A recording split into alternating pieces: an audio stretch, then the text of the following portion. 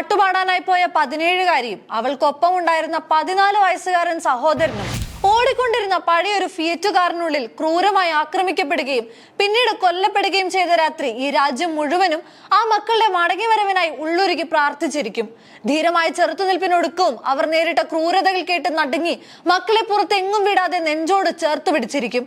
ഒടുക്കം ആ 2 കൊലയാളികളിൽ മരണത്തിന്റെ നീതി എത്തിയെന്ന വാർത്തയിൽ രാജ്യത്തെ മിക്ക വീടുകളിലും ആശ്വാസത്തിന്റെ നെടുവീർപ്പോ കണ്ണുനീരോ പൊടിഞ്ഞിരിക്കും. അത്ര വലിയ ആഘാതമാണ് ഈ മണ്ണിൽ രംഗയും വില്ലയും തീർത്തത്. സാങ്കേതിക വിദ്യ നിർമ്മിത ബുദ്ധിയോളം വളർന്ന ഈ കാലത്തും കേട്ടാൽ നെഞ്ചിടിക്കുന്ന ഫാന്റസിയോളം പൾസുയർത്തുന്ന ക്രൂരതയുടെ മറുവാക്കാണവർ.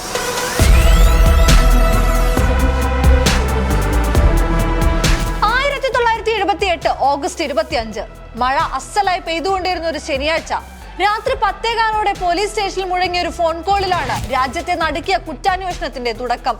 അന്ന് വൈകിട്ട് ഓൾ ഇന്ത്യ റേഡിയോയിൽ പാടാൻ പോയ ഗീത ചോപ്രയെയും അനിയൻ സഞ്ജയ് ചോപ്രയെയും കാണാനില്ലെന്ന് മറുപുറത്തു നിന്നും വിറയുന്ന ശബ്ദത്തിൽ അവരുടെ അച്ഛൻ MM ചോപ്ര അറിയിച്ചു. അസാധാരണത്വമൊന്നുമില്ലാത്തൊരു ഹൈ പ്രൊഫൈൽ മിസ്സിംഗ് കേസ് എന്ന ലാഘവത്തിനപ്പുറത്തേക്ക് ആ രാത്രി മാഞ്ഞപ്പോഴേക്കും സംഭവം മാറി മറയുകയായിരുന്നു. റേഡിയോ സ്റ്റേഷന്റെ 1 കിലോമീറ്റർ അകലെ വരെയും നേവൽ ഓഫീസറായിരുന്ന ഡോക്ടർ MS നന്ദ ഗീതയ്ക്കും സഞ്ജയ്ക്കും ലിഫ്റ്റ് നൽകിയിരുന്നു.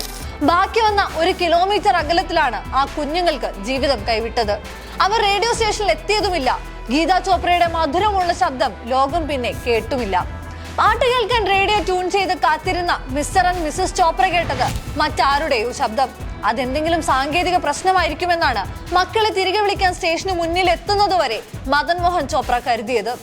ഇതേസമയം പോലീസ് സ്റ്റേഷനിലേക്ക് വന്ന ഫോൺ കോളിൽ HRK 8930 എന്ന നമ്പറുള്ള ഒരു മഞ്ഞ ഫിയറ്റ് കാറിൽ 2 കുട്ടികൾ ആക്രമിക്കപ്പെടുന്നതായി റിപ്പോർട്ട് ചെയ്യപ്പെട്ടിരുന്നു. വൈകിട്ട് 6:30 ഗുരുദ്വാര ബംഗ്ലാ സാഹിബിൽ നിന്ന് നോർത്ത് അവന്യൂവിലേക്ക് പോകുന്ന വഴി ഭഗവാൻ ദാസ് എന്നയാൾ കാറിനുള്ളിൽ ഒരു പെൺകുട്ടി ഡ്രൈവറുടെ മുടി പിടിച്ചു വലിക്കുന്നതും ആൺകുട്ടി സഹയാത്രികനുമായി വഴക്കിടുന്നതും കണ്ടു. ബാബുലാൽ എന്നയാൾ സൈക്കിൾ താഴെയിട്ട് കാറിന്റെ ഡോർ ഹാൻഡിൽ പിടിക്കാനായി ശ്രമിച്ചെങ്കിലും പരാജയപ്പെട്ടു. ജോലി കഴിഞ്ഞ് വീട്ടിലേക്ക് മടങ്ങുകയായിരുന്ന ഡൽഹി ഡെവലപ്മെന്റ് അതോറിറ്റിയിലെ ജൂനിയർ എഞ്ചിനീയർ ഇന്ദർജിത് സിംഗും ഇതേ കാറും അതിൽ ചോരയൊലിക്കുന്ന തോളുകാട്ടി സഹായം അഭ്യർത്ഥിക്കുന്ന കുട്ടിയെയും കണ്ടു. അടുത്ത ട്രാഫിക് ക്രോസിംഗിൽ ചുവന്ന സിഗ്നൽ മറികടന്നു പോകും വരെ കാറിനെ പിന്തുടർന്നു. ഇവരെല്ലാവരും സംഭവം പോലീസിൽ റിപ്പോർട്ട് ചെയ്തിരുന്നു. എന്നാൽ രാത്രി ചോപ്രയുടെ ഫോൺ കോൾ എത്തും വരെയും കാര്യത്തിന്റെ ഗൗരവം പോലീസ് തിരിച്ചറിഞ്ഞില്ല. 2 ദിവസം കഴിഞ്ഞ് ഓഗസ്റ്റ് 28 വൈകിട്ട് പൈക്കളെ മേയ്ക്കാൻ പോയി മടങ്ങിയെത്തിയ മോഹൻദാസ് എന്നയാൾ ബുദ്ധജയന്തി പാർക്കിനുള്ളിൽ അഴുകി തുടങ്ങിയ നിലയിൽ 2 കുട്ടികളുടെ മൃതദേഹങ്ങൾ കണ്ടെത്തി. MM ചോപ്രയും ഭാര്യയും പുഴുവരിച്ച നിലയിലെ മക്കളുടെ ദേഹം തിരിച്ചറിഞ്ഞു. ആ മഞ്ഞ ഫിയറ്റ് കാറിലെ അതിക്രമങ്ങളുടെ എല്ലാ അടയാളങ്ങളും ദേഹങ്ങളിൽ വ്യക്തമായിരുന്നു. മരണം തൊട്ടടുത്തെത്തിയ നിമിഷവും ആ സഹോദരങ്ങൾ പരസ്പരം ചേർത്ത് പിടിച്ച് ചെറുത്തു നിന്നിരുന്നുവെന്ന് ഫോറൻസിക് ടീം കണ്ടെത്തി. കയ്യിൽ കിട്ടിയ സകലതും ഉപയോഗിച്ച് ഇരുവരും ശക്തമായി പ്രതിരോധിക്കുകയും പ്രതികളെ സാരമായി പരിക്കേൽപ്പിക്കുകയും ചെയ്തിരുന്നു. ആക്രമണത്തിൽ തലയ്ക്ക് പരിക്കേറ്റ പ്രതികൾ തൊട്ടടുത്തുള്ള ആശുപത്രിയിലെത്തി കള്ളപ്പേരിൽ ചികിത്സ തേടിയിരുന്നു. അന്ന് അവരിൽ ഒരാളുടെ എക്സ്റേ എടുത്തതിൽ നിന്നും ഫിംഗർ പ്രിന്റ് കണ്ടെത്തി. അത് ചോപ്ര സഹോദരങ്ങളുടെ മൃതദേഹങ്ങളിൽ നിന്നും ലഭിച്ച ഫിംഗർ പ്രിന്റുമായി മാച്ച് ചെയ്തതോടെ കൊലയാളികളുടെ രൂപം പോലീസിന് വ്യക്തമായി. തട്ടിക്കൊണ്ടുപോകാൻ ഉപയോഗിച്ച കാർ അടക്കം വൈകാതെ കണ്ടെത്തിയെങ്കിലും പ്രതികളിലേക്ക് എത്താനുള്ള യാതൊരു വഴിയും മുന്നിൽ തെളിഞ്ഞില്ല. അന്ന് ഇന്ത്യൻ എക്സ്പ്രസിന്റെ ബോംബെ റിപ്പോർട്ടറായിരുന്ന രാജു സന്തനം കേസിലെ സുപ്രധാന തെളിവുകളിലേക്ക് എത്താൻ പോലീസിന് സഹായകമായി. നിരന്തരം വാർത്തകൾ നൽകിയും പ്രതികളുടെ ചിത്രം പ്രസിദ്ധീകരിച്ചും ഇന്ത്യൻ എക്സ്പ്രസ് രാജ്യത്തെ അലേർട്ട് ചെയ്തു.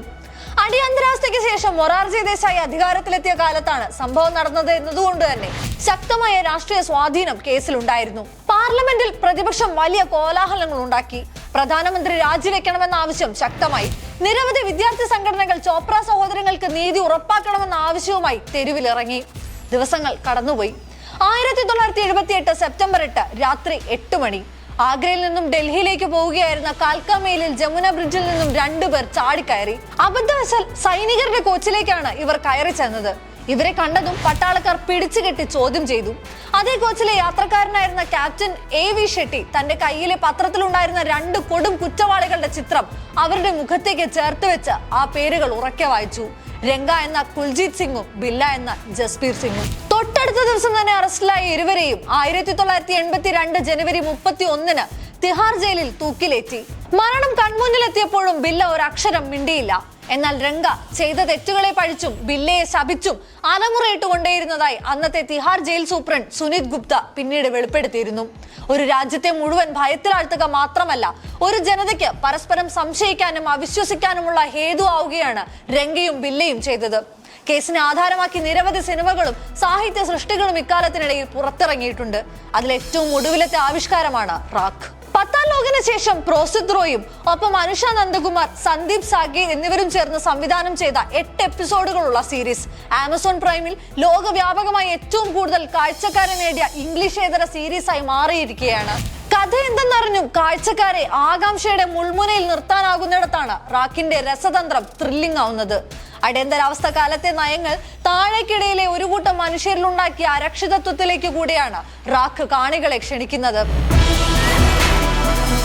ഒപ്പം അലി ഫസൽ, ആകാശ് മഖീജ, ആമിർ ബഷീർ, സൊനാലി ബേന്ദ്രെ എന്നിവരുടെ ശക്തമായ പെർഫോമൻസും.